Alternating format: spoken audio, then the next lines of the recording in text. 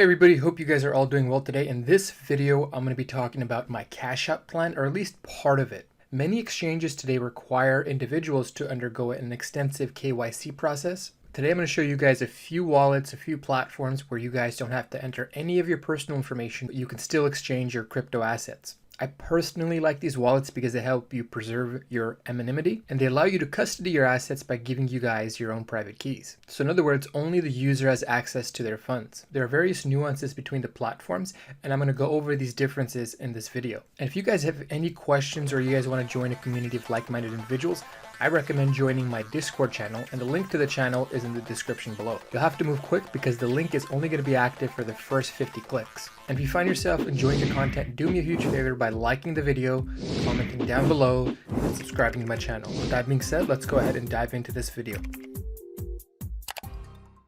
To begin with, let's take a quick look at the Exodus wallet. If you guys needed a more thorough or comprehensive review, I recommend coming to this website and clicking on Watch Video. But I'm going to go ahead and give you guys a quick overview. It was designed to be a desktop wallet, but they recently came out with the mobile app as well. On the screen here, you can see the interface for the mobile application. Not only can you see the assets that you have in your portfolio, but you can actually exchange the assets on your phone as well. This is a good option for people who like the desktop wallet, but also want to have the option to trade on the go. I have to say, I really like the user interface. It gives you a really good bird's eye view of all the assets you own. Not only that, but they give you a lot of the transaction details, and you can even amend notes to your transactions if you want to help keep track of them.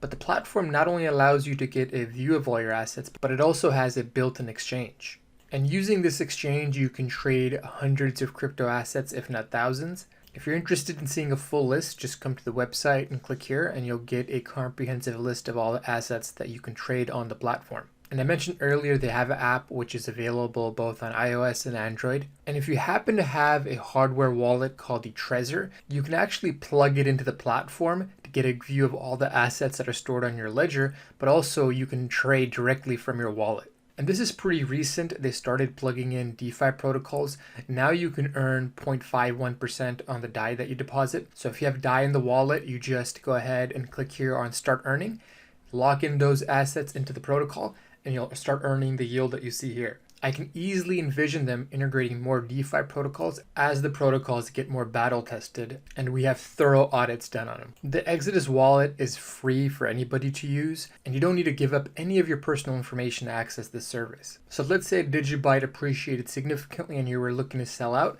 You would just come over here after you've deposited your Digibyte. You'd come over here to the exchange page. On the left, just type in the amount that you want to sell, and on the right, select which crypto asset you want in exchange. They support a wide variety of USD PIC stablecoins, so you can go ahead and choose from anyone that you'd like. All you need to do is click here on exchange at the bottom, and it'll go ahead and sell your Digibyte for USDT. But do note that it's not for free. They are taking a piece of the action here. You can see here I have $51.59 of Digibyte, but I'm only getting $47.22 of USDT. The larger the transaction gets, the more you're going to end up paying. And if you guys do the math, the fee comes out to $43.42.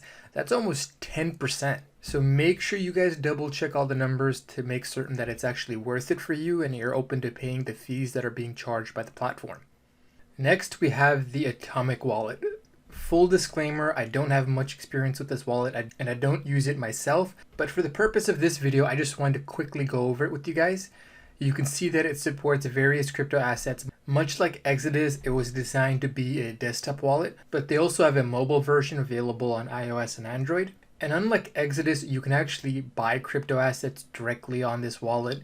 You can also stake certain crypto assets on this wallet. And here on the right, you can see all the respective rates for the crypto assets you deposit on the Atomic wallet. So for those of you guys who don't want to keep your assets on a KYC platform like Coinbase, you can actually deposit your Tezos, for example, onto this wallet and earn 7% on it. And by the way, guys, all the links to these web wallets are going to be in the description below, so that way you guys don't have to dig for them yourselves. But coming back to the Atomic wallet, the main difference is that you can stake and you can buy cryptos, which you can't do on the Exodus wallet. And currently the Atomic wallet doesn't support any DeFi protocols. And here on the screen, you can see that I can't trade Digibyte for any stablecoins. And this is why it's important to know about the different platforms and perhaps even download all of them. This way it increases your optionality. So if you have a certain crypto asset that's not available to trade on the desktop wallet that you're using, by watching this review, you'll learn about the other options that you have. So what I've gone ahead and done is I've downloaded both the wallets that I'm presenting to you guys today. This way I can pivot between the two in case one of them doesn't have the asset that I want to trade.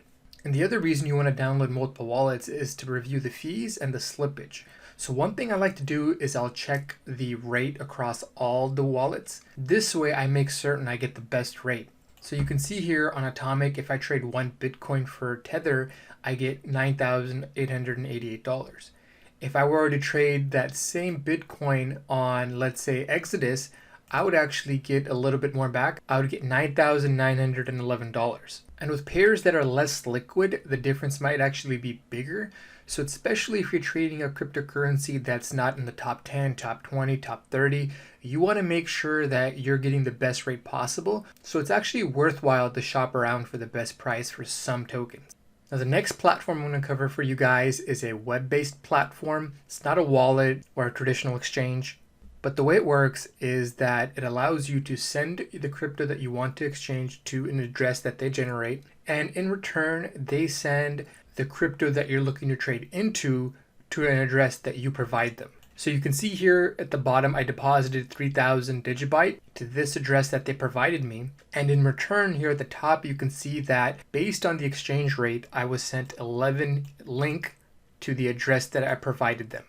And if you guys end up using this exchange, I recommend sending a little bit extra. My original transaction was 3,000, but I decided to send 3,000.1. And I did this because if there was a gas fee, let's say they expected to get 3,000, but they got 2,999.9. On many platforms, you'll have to send another transaction to make certain that the target address receives at least 3,000 digibyte tokens. With this platform, you can see that I sent 3,000.1, they received 3,000.1, and what they did was they adjusted their payout based on the amount they actually received. And I think this is a really nice feature, especially if you accidentally mistype and you sent a little bit extra. At least in return, you'll receive an equal value of whatever you sent over. And in case you guys needed a tutorial, let's say I wanted to exchange Digibyte for USDT. So I select USDT on the right. I'm going to convert, let's say 3,000. You can see here in the red, they tell you what the minimum is. So the minimum here is about 2,800 Digibyte. We'll go ahead and exchange 3,000. So I want to trade 3,000 Digibyte, and in return, I'll get $51.52.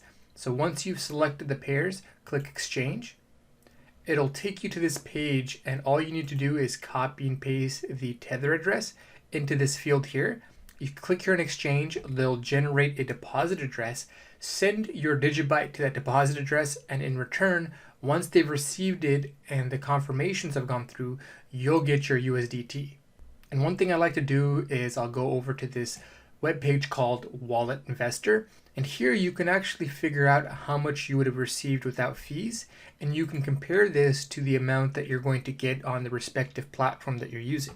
So you can see here, if I wasn't charged any fees, I would get approximately 55 bucks. But since I'm using this platform and they're charging me a fee, I'm getting approximately $52. One thing I don't like about this platform is that there's no information on the team. There's very little engagement with them on social media platforms. But one thing that's a little bit reassuring is that they've been around since 2017 and they've been operational ever since. For the time being, I probably won't do big exchanges on this platform. But when it comes to cashing out and enjoying some of my gains by buying a nice toy or a nice dinner, what I plan to do is probably do the trade here and send the USDT or USD to one of my cards to top up.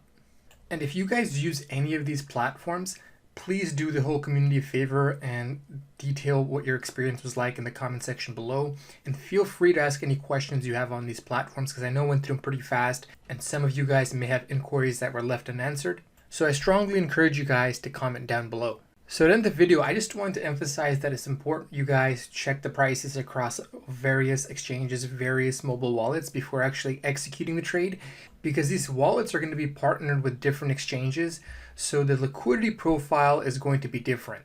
Not only that, obviously they're going to also have different fee arrangements. So if you want to make sure you get the best rate possible with the least amount of slippage, put a little time in and do a little shopping. Out of all those platforms, in my opinion, Godex was probably the most cheapest, but I do think it also offers a little bit of more risk because you don't know who's operating that exchange. What if one day you decide to do a large transaction and before that everything went well, but that one big transaction you did ended up not working out for you?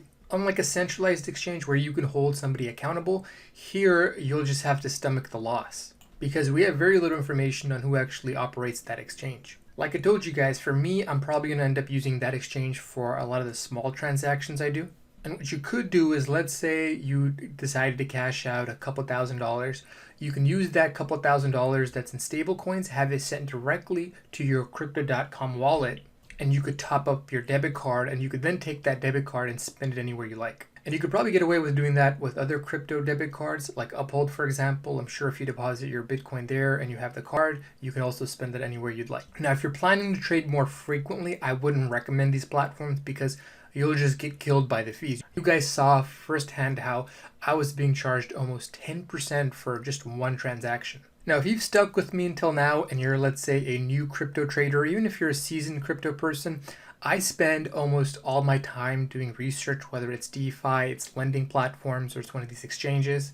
So I've developed a certain level of expertise in the field. If you wanted to leverage that, the best way for you guys to gain access to me is to join my Patreon. I recommend it to anybody who doesn't have the time to do their research or who wants to expedite their learning. It's almost like having a personal advisor for the crypto space. I can't formally offer you guys investment advice. With my current Patreons, I share with them everything that I'm doing in real time, and I also publish exclusive reports for them. And on top of that, they have the option to reach out to me directly to arrange a one-on-one session where they can ask me anything they want. So if that sounds like something you might be interested in, I included a link to my Patreon in the description below. That pretty much wraps up this video. Until next time, this is CryptoOneStop signing out. Talk to you folks next time. Bye.